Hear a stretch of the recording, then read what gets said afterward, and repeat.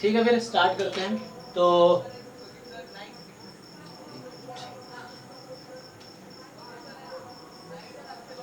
हम लोग क्लास 12 में अभी तक चैप्टर 1, 2, 3, 4 कंप्लीट कर चुके हैं। 4 चैप्टर कंप्लीट हो गया क्लास 12 का। अभी हम चैप्टर 5 आज स्टार्ट करेंगे, जिसका नाम है कॉन्टिन्यूटी एंड डिफरेंशिएबिलिटी।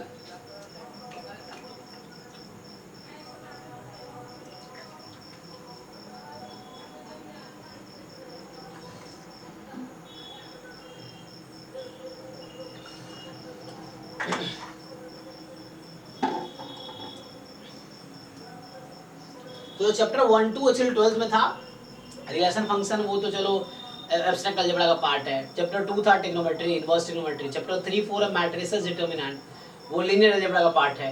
अब ये चैप्टर 5 से स्टार्ट होता है कैलकुलस पोर्शन। तो 11th क्लास में एक चैप्टर था लिमिट्स एंड डेरिवेटिव, तो वो जहाँ खत्म हुआ था लिमिट्स एंड डेरिवेटिव्स, वहीं से ये चैप्टर स्टार्ट होता है। तो वहाँ पे लिमिट कॉन्सेप्ट बताए गए थे और डेरिवेटिव का क्या कॉन्सेप्ट है वो बताया गया था कि डेरिवेटिव कैसे फाइंड करना है, पॉइंट पर डिफरेंशिएशन कैसे करना है। यहाँ पे आपको बताया जा रहा है मीनिंग कि कॉन्टिन्यूअस फंक्शन होने की मीनिंग क्या है, मैथमेटिकल डेफिनेशन, मैथमेटिकल मीनिंग क्या है, फंक्शन डिफरेंशिएबल है तो उसकी मैथमेटिकल मीनिंग क्या है, लिमिट्स के टर्म में दोनों बताई जाएंगी कि कॉन्टिन्यूटी की मीनिंग क्या है एंड डिफरेंशिएबिलिटी की मीनिंग लिमिट्स के टर्म में बताएंगे। फिर जो फंक्शन डिफरेंशिएबल है उसका आप डेरिवेटिव कर सकते हैं, फिर डिफरेंशिएशन आगे कंटिन्यू होगा। फिर डिफरेंशिएशन चैप्टर 5 है, चैप्टर 6 है इंटीग्रेशन, चैप्टर 6 है एप्लीकेशन ऑफ डेरिवेटिव, तो इसमें डिफरेंशिएशन सीखेंगे और अगले एक्सरसाइज में एप्लीकेशन ऑफ डिफरेंशिएशन है, उसके आगे इंटीग्रेशन है, एप्लीकेशन ऑफ इंटीग्रेशन है, डिफरेंशियल इक्वेशन है। तो यहाँ तक टोटल जो हमारे पास है वो एक्चुअली कैलकुलस हो गया। चैप्टर 5, 6, 7, 8, 9 ये चैप्टर्स कैलकुलस है, तो यहाँ से कैलकुलस कंटिन्यू होगा और वो 9 चैप्टर तक चलेगा। फिर 10th आ जाएगा, आई थिंक 10th क्या वेक्टर्स है, 11th 3D है, 12th चैप्टर क्या है लीनियर प्रोग्रामिंग प्रॉब्लम है और 13th चैप्टर प्रोबेबिलिटी है। तो यहाँ से हमारा पूरा कोर्स खत्म हो जाएगा। तो अभी हम लोग कर रहे हैं चैप्टर नंबर 5, जिसका नाम है कॉन्टिन्यूटी एंड डिफरेंशिएबिलिटी। चलिए स्टार्ट करते हैं। सो सिंपल यहाँ पे हमें देखना है कि what is meaning of continuity, what is meaning of differentiability. तो मैं अगर सिंपली बता दूं, अच्छा सो अरे चला गया,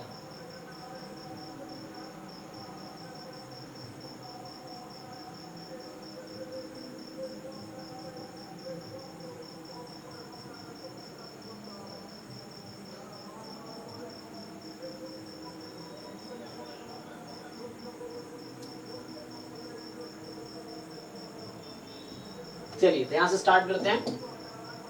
तो चैप्टर का नाम है कॉन्टिन्यूटी एंड डिफरेंशिएबिलिटी, ठीक है। तो मतलब हमें देखना है कि फंक्शन किसी पॉइंट पे कॉन्टिन्यूअस कब होगा। एक्चुअली ये है, जैसे आप ग्राफ पर आपका थोड़ा बहुत आइडिया है, तो जैसे y बराबर x का ग्राफ बना लीजिए, तो ये है y is equal to x का, या मैं बोलूं fx is equal to x function का ये ग्राफ है। तो आप जब ग्राफ बनाते हैं तो इस ग्राफ में कहीं भी ब्रेक नहीं है ना, इस ग्राफ में कहीं भी ब्रेक नहीं है, इसका मतलब ये कॉन्टिन्यूअस फंक्शन है पूरे रियल नंबर पे। आप कोई भी रियल नंबर ले लो ये कॉन्टिन्यूअस रहेगा। अगर कोई फंक्शन आप देख रहे हो, मान लो जैसे ये फंक्शन है ना, सो ये ग्राफ है y बराबर एक्स स्क्वायर का, इसका ग्राफ है, या fx is equal to X square का।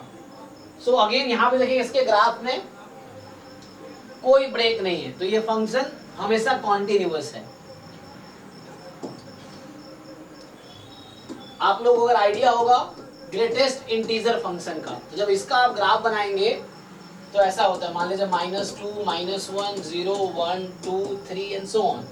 तो इसका ग्राफ जब बनाएंगे, अब जब एक 0 से 1 के बीच में ग्राफ ऐसा होगा, 1 से 2 में ग्राफ ऐसा होगा, 2 से 3 में ग्राफ ऐसा होगा, इसमें ग्राफ ऐसा होगा, इसमें ग्राफ ऐसा होगा।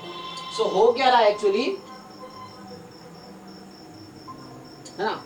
सो यहाँ पे हो क्या रहा है कि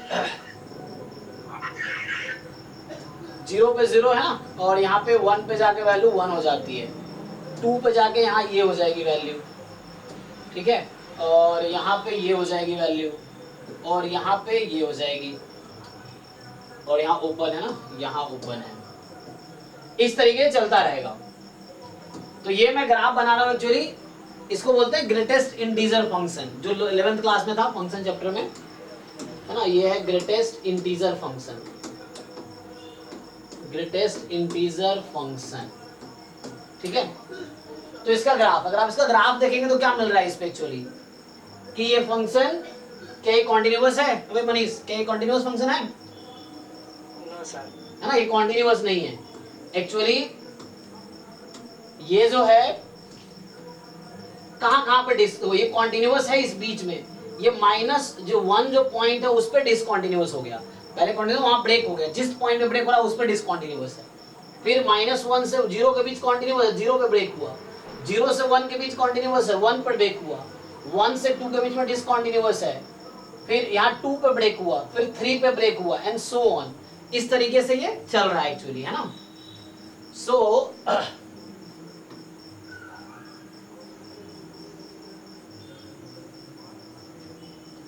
तो ये फंक्शन हमेशा कॉन्टिन्यूअस नहीं है, तो आपको ये डिसाइड करना है कि ये किस पॉइंट पे डिसकंटिन्यूअस है। So what is the point of discontinuity, ये देखना है यहाँ पे कि पॉइंट ऑफ डिसकंटिन्यूटी क्या है यहाँ पे। सो पॉइंट ऑफ डिसकंटिन्यूटी अगर आप डिसाइड करेंगे तो आप देख रहे हमारे इंटीजर पॉइंट पे। सो ये फंक्शन एक्चुअली जो ग्राफ बना रहे हैं, तो कहाँ कहाँ आपको पेन उठाने की जरूरत पड़ रही है ना। तो यहाँ बनाया, फिर यहाँ पेन उठाना पड़ रहा है। तो जिस भी पॉइंट पे आपको पेन उठाने की जरूरत पड़ी, मतलब वहां पे फंक्शन डिसकंटिन्यूअस है। कॉन्टिन्यूअस फंक्शन में कहीं पेन उठाने की जरूरत नहीं थी, ये कॉन्टिन्यूअस था। अब यहाँ से स्टार्ट करो, पेन उठाने की कोई जरूरत नहीं है, तो ये फंक्शन हमेशा कॉन्टिन्यूअस है। तो ग्राफ में जिस पॉइंट पे आपको पेन उठाना पड़ रहा है यहाँ पे, सो वो डिसकंटिन्यूअस है।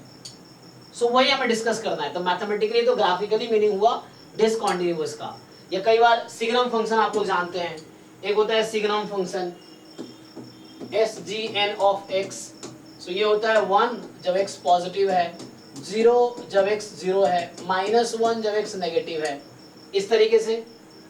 अब इसका अगर आप ग्राफ बनाएंगे, so when you make graph,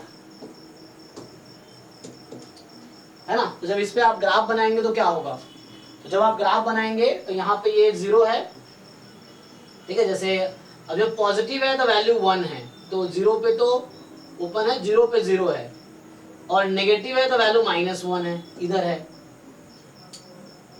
तो ये ग्राफ, फिर आप देखिए कहाँ पर डिसकंटिन्यूअस है ये, तो ये फंक्शन 0 पे, 0 से पहले तो कॉन्टिन्यूअस ही है, ये कॉन्टिन्यूअस है इधर, यहाँ भी कॉन्टिन्यूअस है।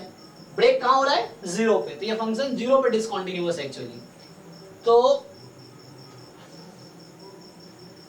ये दिस फंक्शन है ना, this is not continuous at x बराबर 0। वो कैसे डिसाइड कर रहे हैं? ग्राफ देख के डिसाइड कर रहे हैं। यहां भी मैं बोल सकता हूं कि दिस फंक्शन इज नॉट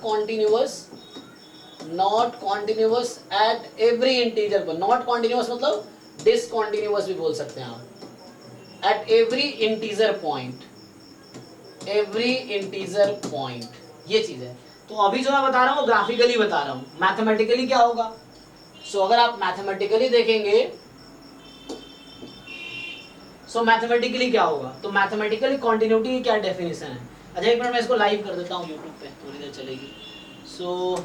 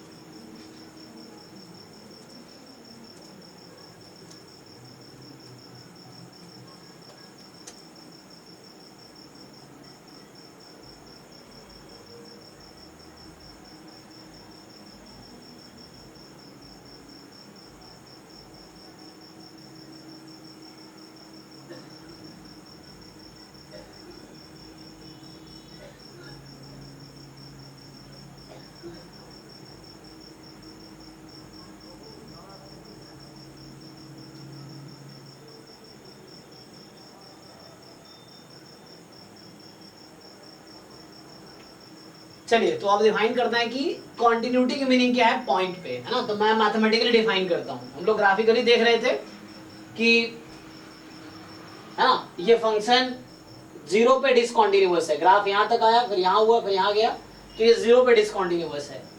ये फंक्शन हर इंटीजर पॉइंट पे डिसकंटिन्यूअस है।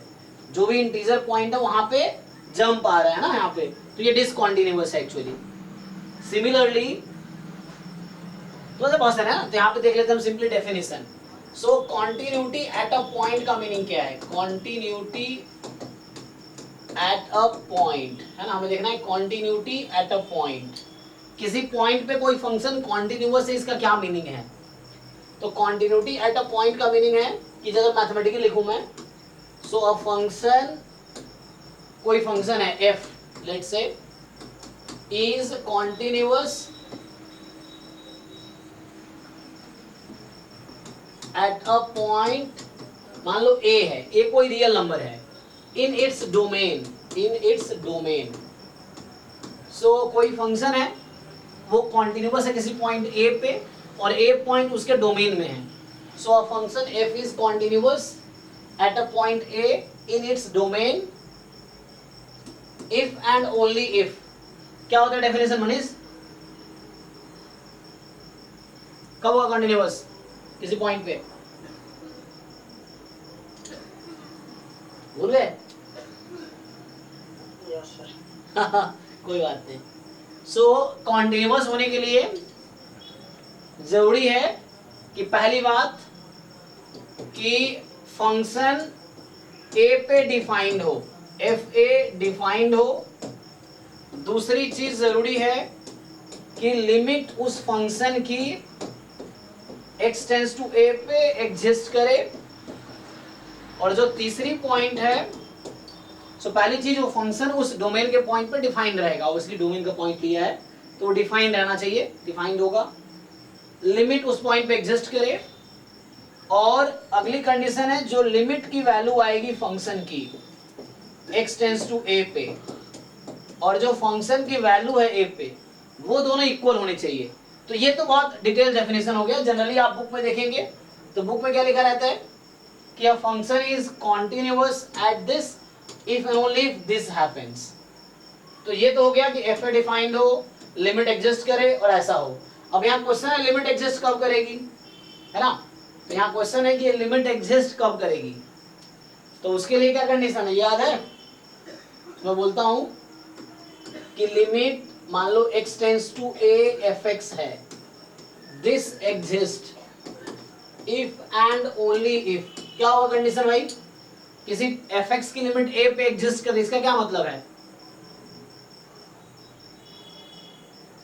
याद है? ये भूल गए? तो ये होता है कि जैसे x जो है, a कोई नंबर यहाँ पे, तो x a को अप्रोच कर रही है। अप्रोच करने का मतलब है कि x वैल्यू a के नेबरहुड में है। तो या तो x a को लेफ्ट से अप्रोच कर सकता है या राइट से, या तो लेफ्ट से या राइट से। तो यहाँ एक कॉन्सेप्ट आता है लेफ्ट हैंड लिमिट और राइट हैंड लिमिट की, आता है ना।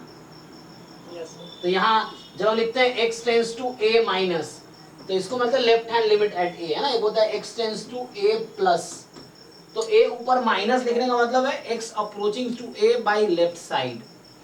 x approaches to a plus का मतलब है x approaching to a by right side, है ना। तो ये मतलब है। तो x a को अप्रोच करिए लेफ्ट साइड से, यहाँ x a को अप्रोच करिए राइट साइड से। सो अब क्या होगा? तो होगा ये कि मैंने कहा कि लिमिट एग्जिस्ट कब करेगी। So when left hand limit, when x approaches to a by left side, so the value of function at a point in the left neighborhood of a। तो मतलब मैं थोड़ा बताऊं, मतलब fx when x tends to a minus, तो x a के neighbourhood में है ना। और ये इक्वल हो limit x tends to a plus fx। सो ये भी एक थ्योरम है एक्चुअली, है ना, ये भी एक थ्योरम है। तो थ्योरम ये है कि अगर लिमिट एग्जिस्ट करे किसी पॉइंट पे, if and only left hand limit और राइट हैंड लिमिट उस फंक्शन का इक्वल हो, है ना, लेफ्ट हैंड लिमिट और राइट हैंड लिमिट दोनों इक्वल हो, सो हम बोलेंगे कि लिमिट एग्जिस्ट करती है। तो ये कंडीशन जरूरी है इसके एग्जिस्ट करने के लिए। तो इसके एग्जिस्ट करने के लिए जरूरी क्या है कि जो लेफ्ट हैंड लिमिट है limit x tends to a minus fx, that should be equal to limit x tends to a plus fx. So left hand limit और राइट हैंड लिमिट इक्वल होनी चाहिए. तो देखो ये लिमिट का विशेष कर book में ऐसे लिखा होगा. बुक में क्या लिखा रहता है जनरली, तो वो सीधा ऐसे डिफाइन करते हैं कि अ function f is continuous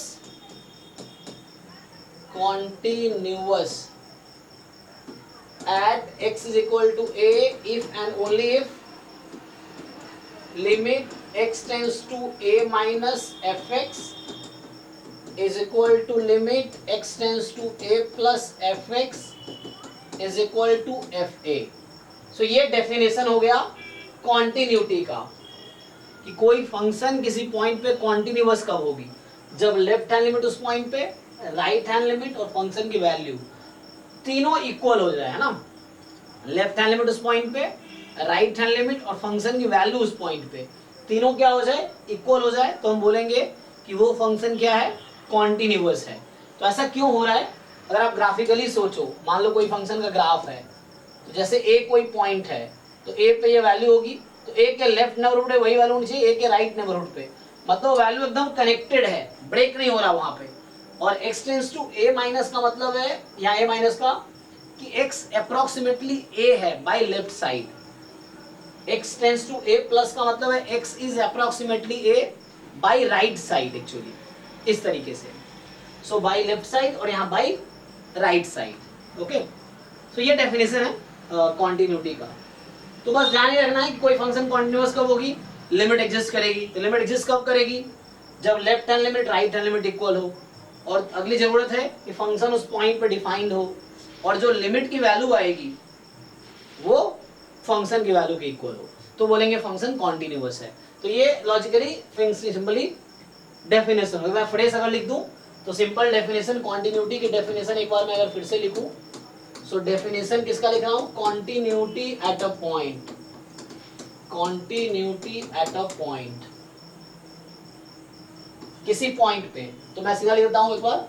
so a function f is continuous at a point x is equal to a if and only if so function की limit x tends to a और function की value at a.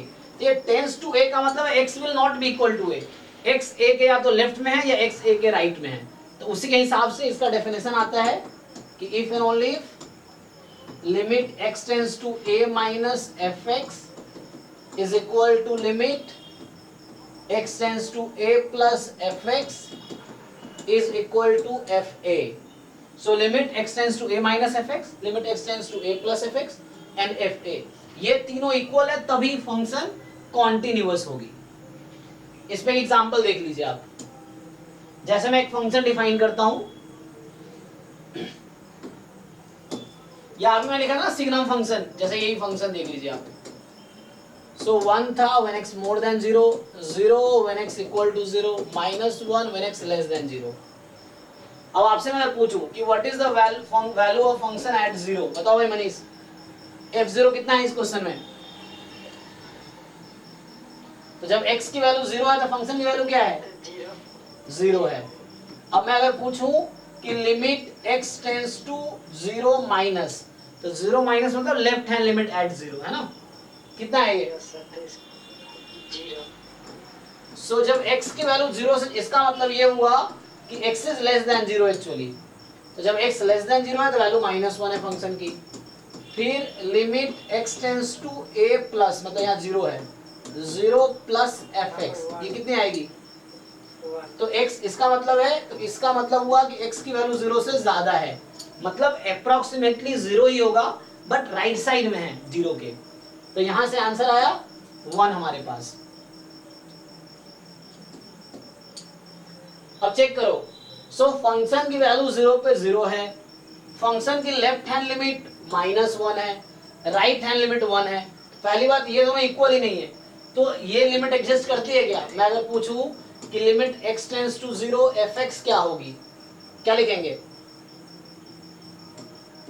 This does not exist. क्यों? Because जो left hand limit है, इसको बोलूंगा left hand limit, वो equal नहीं है राइट हैंड लिमिट के। तो जो लेफ्ट हैंड लिमिट है और राइट हैंड लिमिट दोनों डिफरेंट है ना। सो जो लेफ्ट हैंड लिमिट है और जो राइट हैंड लिमिट है दोनों डिफरेंट है एक्चुअली, इसीलिए। So left hand limit and right hand limit are different. तो this function is not continuous, simply zero पे डिफाइन तो है but limit does not exist. का मतलब ये हो गया this function is f is not continuous at x is equal to 0। इस तरीके से मान लो एक और क्वेश्चन लिखता हूं मैं। एक फंक्शन है, कहीं लिखा रहता ना, मान लो जैसे x, सिंपली मॉड x को ही देख लो, चलो मॉड x देख लो एक बारी। सो मॉड x का डेफिनेशन क्या है? x when x more than 0, 0 when x equal to 0, minus x when x less than 0। यही होता है। या शॉर्ट में कुछ लोग है ना ऐसा भी लिखते हैं कि x when x is more than equal to 0, minus x when x less than 0, ये भी चलेगा। तो ये mod x का डेफिनेशन है। अब आपसे पूछूं क्या mod x 0 पे कॉन्टिन्यूअस है? मान लो मुझे चेक करना है, तो बताओ भाई f0 कितना आ रहा है यहाँ पे? 0। अब पूछा जाए limit x tends to 0 minus fx, left hand limit, तो इसका मतलब x, इसका मतलब क्या है? x की वैल्यू लेस देन 0 ना, तो limit x tends to 0 minus, और जब x लेस देन 0 है तो वैल्यू कितनी है फंक्शन की? Minus x। Function value minus x हो गई। अब क्या करोगे? x टेंड्स टू 0 माइनस है तो x की जगह 0 रख दो, तो x को 0 रखोगे ये 0 हो जाएगी। सिमिलरली अगर आपसे पूछे राइट हैंड लिमिट क्या है, तो अगर तुमसे पूछ ले अब what is the right hand limit, तो limit x tends to 0 plus fx, ये कितनी आएगी? सो limit x tends to 0 plus, और x जब 0 से ज्यादा है तो वैल्यू x है फंक्शन की, लेकिन x टेंड्स टू 0 ही था ना, x अप्रोक्सीमेटली 0 ही है, यहाँ x भी अप्रोक्सीमेटली 0 था, आंसर 0 आ गया। तो यहाँ फंक्शन की वैल्यू एग्जैक्टली 0 पे 0 है, फंक्शन की लेफ्ट हैंड लिमिट भी 0 है, फंक्शन की राइट हैंड लिमिट 0 है।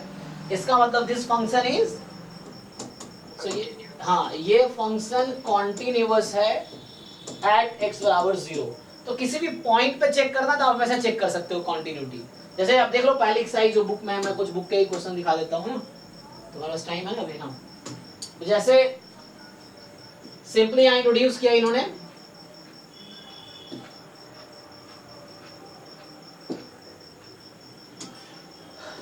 सो ये चैप्टर है continuity and differentiability, 5th chapter है, ये क्लास 12th एनसीईआरटी,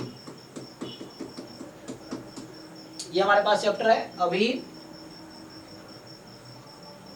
सो हमें क्या पढ़ना है? तो क्लास 11th में हमने एक चैप्टर पढ़ा था, है ना, क्लास 11th के एनसीईआरटी में एक चैप्टर था ना, क्या चैप्टर 13 है, लिमिट्स एंड डेरिवेटिव्स, तो उसी को यूज करेंगे यहाँ पे लिमिट्स को। तो कहता है क्लास 11th में हमने पढ़ा है डिफरेंशिएशन। ओके, तो ये सब क्लास 11th का था। हम यहाँ से स्टार्ट करते हैं। तो हमारा पॉइंट, हमें क्या समझना है? कॉन्टिन्यूटी समझना है कि कॉन्टिन्यूटी क्या होती है ना। सो आप भी एनसीईआरटी का बुक है ये, तो कॉन्टिन्यूटी समझ के देखिए। ये एक फंक्शन डिफाइन किया कि फंक्शन की वैल्यू 1 है जब x less than equal to 0, function की value 2 when x more than 0। अगर आप ग्राफ बनाएंगे तो क्या होगा? जब x की वैल्यू 0 से कम है तो फंक्शन की वैल्यू 1 है, तो मान लो यहाँ पे 1 है, सो इस तरह से 0 पे इक्वल है, सो x 0 तो 1 है यहाँ तक, और फंक्शन की वैल्यू 2 है जब x मोर देन 0 है, सो यहाँ पे 2 ले लो, तो ये है यहाँ पे। सो ये ग्राफ है। तो ये ग्राफ किस पॉइंट पे डिसकंटीन्यूअस दिख रहा है मनीष बताओ? 0 पे। देखो यहाँ से कंटिन्यूअस था, इधर भी कंटिन्यूअस है, तो गैप कहाँ पे आया? जंप कहाँ पे आया? 0 पे। तो जिस पॉइंट पे ग्राफ में जंप आ जाए मतलब उस पॉइंट पे फंक्शन डिसकंटीन्यूअस है। तो यहाँ पे जंप आ गया 0 पे, मतलब x की वैल्यू जब 0 है तो जंप आ गया, यहाँ ग्राफ ऐसा था फिर ऐसा हो गया, तो ये फंक्शन 0 पे डिसकंटीन्यूअस है एक्चुअली। ओके,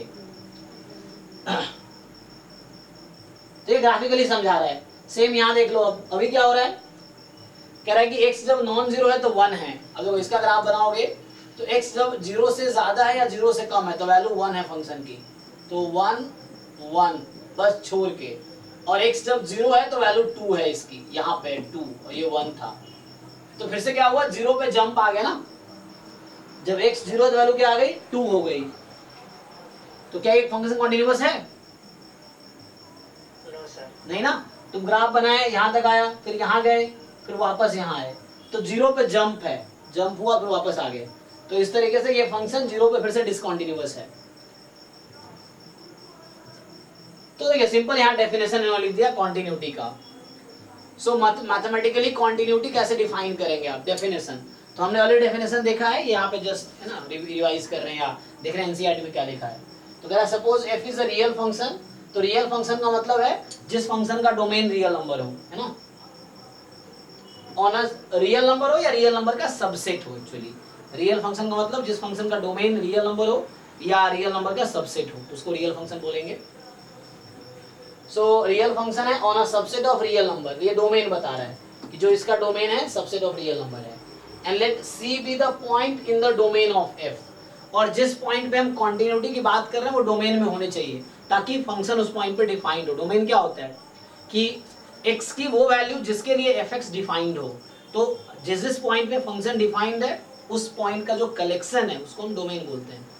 तो डोमेन हमारे पास है, तो c जो पॉइंट है वो कहीं डोमेन का पार्ट होना चाहिए, तो हम बोलेंगे कि function f is continuous at c if, ये लोग इफ लिखता है कि डेफिनेशन वैसा इफ एंड ओनली इफ है, तो डेफिनेशन कि फंक्शन की limit x tends to c पे और फंक्शन की वैल्यू, तो यहाँ x exactly equal to c है ना, ये एग्जैक्टली c है और इधर नेबरहुड की बात कर रहा है, तो आप c के थोड़े राइट में जाओगे राइट हैंड लिमिट, लेफ्ट में आओगे लेफ्ट हैंड लिमिट, तो लिमिट का मतलब वही है जब x की वैल्यू c के आसपास है, थोड़ा राइट में थोड़ा लेफ्ट में स्लाइटली, तो उस केस में फंक्शन की जो वैल्यू आएगी वो लिमिट है उसकी, and value of the function at c। तो सिंपली यही कहना चाह रहा है, ठीक है ना।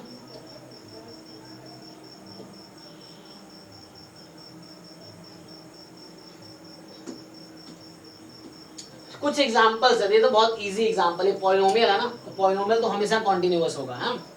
तुम x टेंड्स टू 1, यहाँ 1 पे बोला है तो तुम लिमिट निकाल लो 1 पे, अगर तुम्हें चेक करना हो मान लो इसको, तो एग्जांपल से बच्चे कर सकते हैं, मैं एक्सरसाइज से समझा देता हूँ, एग्जांपल तो कोई भी कर सकता है। तो जब मॉड एक्स अभी करा रहा था मैं, तो एग्जांपल्स आप लोग ट्राई करो और समझ ना आए पूछना, मान लो ये क्वेश्चन चेक करता हूँ, चलो देखो एग्जांपल 4 समझते हैं। कह रहा है कि so that the function this is not continuous at 0। So बताओ भाई Manish, x tends to 0 fx कितना आएगा?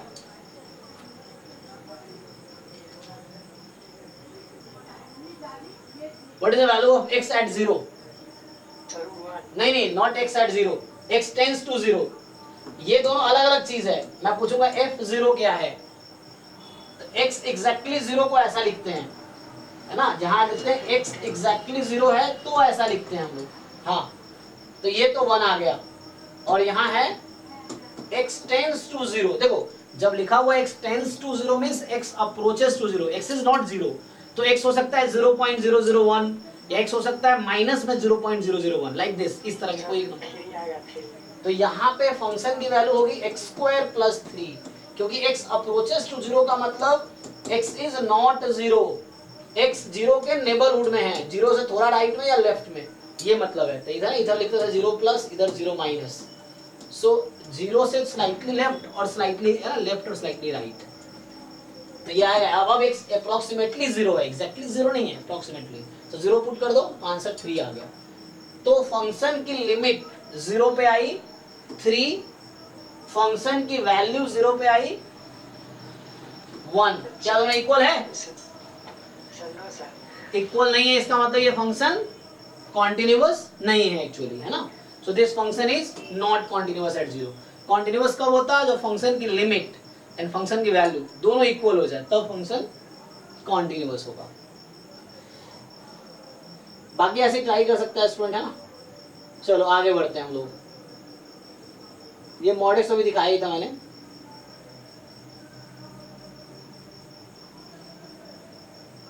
जैसे मॉड ये फंक्शन मान लो। अब यहाँ पे ध्यान दो, देखो इस फंक्शन को, इस एग्जांपल 10 को देखो ध्यान से।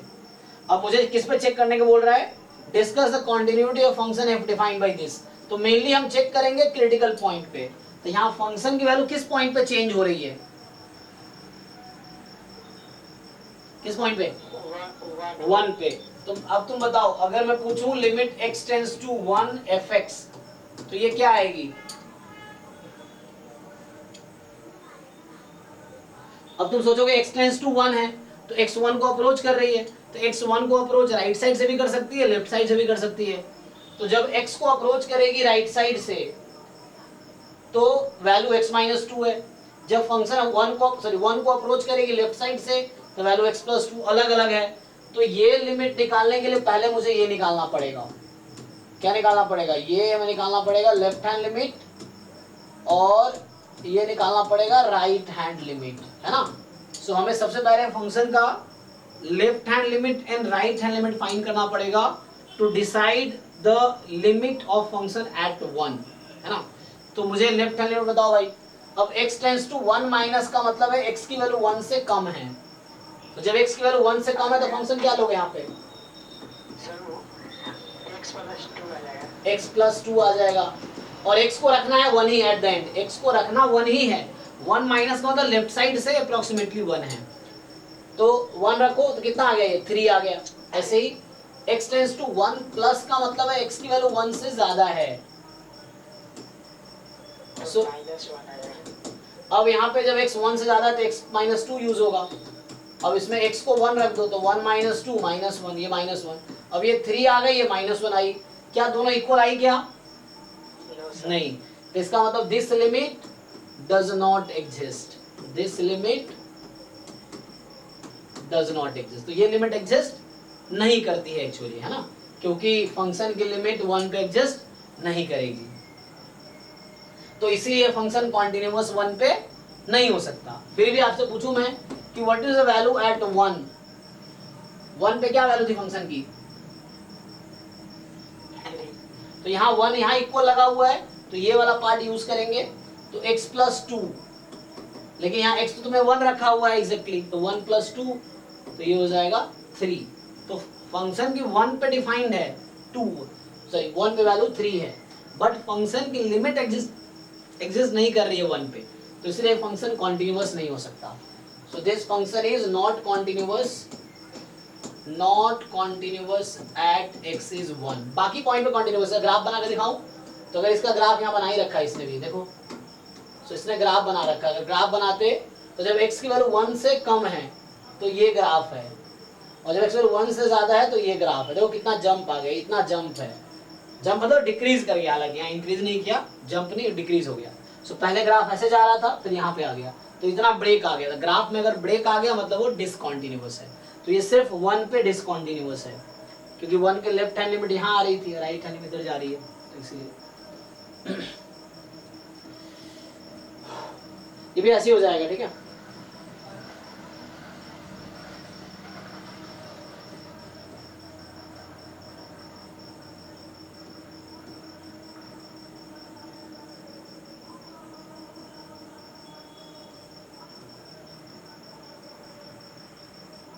अब कुछ रिजल्ट्स हैं जो लिखाने हैं, जैसे यहाँ पे है कॉम्पोजिशन बोल रखा है,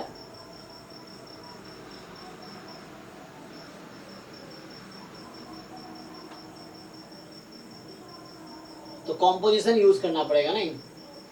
तो अभी हमने क्या किया है? अभी हमने जस्ट डिफाइन किया है कॉन्टिन्यूटी की डेफिनेशन। कॉन्टिन्यूटी होता क्या है? तो कॉन्टिन्यूटी जिस पॉइंट पे आप चेक कर रहे हो उस पॉइंट पे फंक्शन डिफाइन होने चाहिए, मतलब वो पॉइंट डोमेन में होने चाहिए, और उसके बाद उस पॉइंट पे फंक्शन की लिमिट एग्जिस्ट करनी चाहिए, और फंक्शन की वैल्यू और फंक्शन की लिमिट दोनों इक्वल होगी, तभी फंक्शन कॉन्टिन्यूअस होगा। चलो कुछ क्वेश्चन देख लेते हैं, ये तो आसान से है, कुछ डिफिकल्ट सा क्वेश्चन देख लो। मान लो यही वाला, अभी तो किया इस तरह का क्वेश्चन, अभी हमने किया ना। चलो ये देख लो, 17 वाला क्वेश्चन कह रहा है find the relationship between a and b so that the function f defined by fx है ax प्लस 1 जब x less than equal to 3, fx की वैल्यू है bx plus 3 when x more than 3 is continuous है। बोल रहा है कि अगर ये फंक्शन 3 पे कॉन्टिन्यूअस है तो बताओ a b के बीच क्या रिलेशन है। तो सिंपली आपको क्या करना है, ये फंक्शन कॉन्टिन्यूअस है ना, तो इसका मतलब है कि limit x tends to 3 minus fx, चलो पहले वैल्यू निकाल लेते हैं, कितनी आएगी बताओ। तो इसका मतलब हुआ कि x लेस देन 3 है, ठीक। तो क्या करोगे, कौन सा यूज करेंगे इसमें से, एक्स प्लस वन, और इसमें x को 3 रख दो तो इतना हो जाएगा 3a प्लस 1 हो जाएगा, है ना। और वैसे ही निकालो limit x tends to 3 plus fx, कितनी आएगी, एक्स प्लस थ्री, तो x, इसका मतलब हुआ कि x की वैल्यू 3 से ज्यादा है, तो x की वैल्यू जब ज्यादा है 3 से तो ये bx प्लस 3 हो जाएगी, और bx प्लस 3 हो गई, x को 3 रख दो तो 3b प्लस 3 हो गई। तो ये तो लेफ्ट हैंड लिमिट है, ये राइट हैंड लिमिट है। चूंकि तुम्हें गिवन है ये फंक्शन कॉन्टिन्यूअस है, उससे पहले एक और बताओ, what is the value of function eight 3, x plus one, यहाँ पर 3 रख दो x को, सो 3a प्लस 1। अब मुझे गिवन था कि ये फंक्शन कॉन्टिन्यूअस है 3 पे, तो left hand limit, right hand limit और फंक्शन की वैल्यू तीनों इक्वल होगी एक्चुअली। तो यहाँ पे क्या आ जाएगा, ये तीनों को इक्वेट कर दो, सो 3a प्लस 1, ये दोनों सेम ही तो है, और equal to 3b plus 3, simplify कर लो, so 3 time a minus b is equal to 2 आ जाएगी। सो ये रिलेशन आ गया अभी के बीच। तो अगर ये फंक्शन कॉन्टिन्यूअस है 3 पे, तो ये रिलेशन ए बी के बीच 3 time a minus B is equal to 2 होगी। तो ये आपका आंसर हो गया है ना, तो यही पूछा था। सो इस तरह से बाकी क्वेश्चन भी डिसाइड कर सकते हैं आप। सो मेरे तो क्वेश्चन एक क्लास में और करना चाहिए। जैसे ये भी क्वेश्चन अच्छा है, देखो ये 24 पूछ रहा है क्या ये फंक्शन कॉन्टिन्यूअस है। इसके लिए क्या करोगे, पहले तुम चेक करोगे, तो मेनली तुम्हें चेक करना है 0 पे चेक करो पहले, है ना, क्रिटिकल पॉइंट। तो बताओ limit x tends to 0 fx कितनी आएगी, fx क्या है तुम्हारा, x स्क्वायर साइन 1/x ना। एक्स स्क्वायर साइन वन, अब इसकी वैल्यू कितनी आएगी बताओ, x को 0 रखने पे क्या आंसर आएगा इसका, सर जीरो, तो 0 रखोगे, 0 इंटू साइन, तो ये बाउंडेड वैल्यू है, तो साइन बाउंडेड फंक्शन है, एक स्क्यूज थ्योरम आता है। तो यहाँ क्या है, sine 1/x more than equal to -1 less than equal to 1 होगा। जब x स्क्वायर से मल्टीप्लाई करोगे, so less than equal to x square more than equal to -x square. अब x टेंड्स टू 0 लगा दो, तो इसकी वैल्यू कहाँ जा रही है, 0 पे, इसकी वैल्यू कहाँ जा रही है, 0 पे। तो सैंडविच थ्योरम कहता है कि मान लो fx less than gx less than hx, और पहले और लास्ट फंक्शन की लिमिट सेम है, तो बीच वाले फंक्शन की भी लिमिट वही होगी। तो ये आंसर क्या आ जाएगा, 0। ऐसे भी यहाँ पे 0 इंटू ये बाउंडेड फंक्शन है, 0 इंटू सम बाउंडेड थिंग 0, तो इसीलिए 0 हो गया। अच्छा f0 कितना है यहाँ पे, ये तो लिमिट निकाला तुमने अभी, what is f0,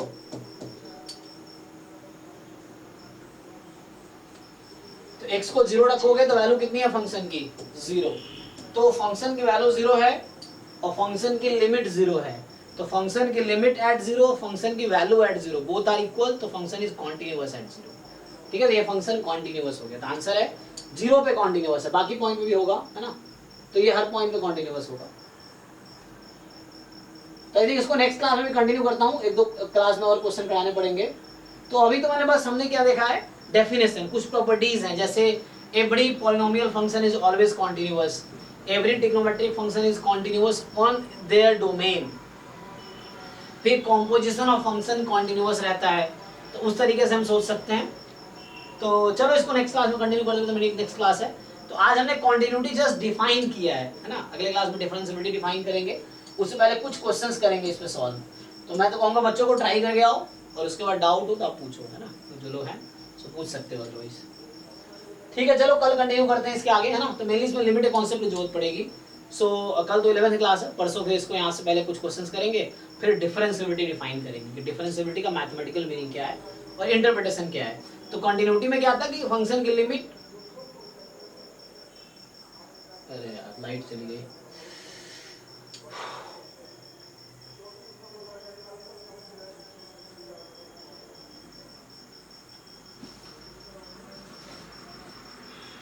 Manish Audible हूँ मैं, यस सर, अरे वो लाइट चली गई है। चलो ठीक है, नेक्स्ट क्लास में मिलते हैं, लाइट चली गई तो अब, है ना। चलो ठीक है, गुड नाइट। हाँ गुड नाइट।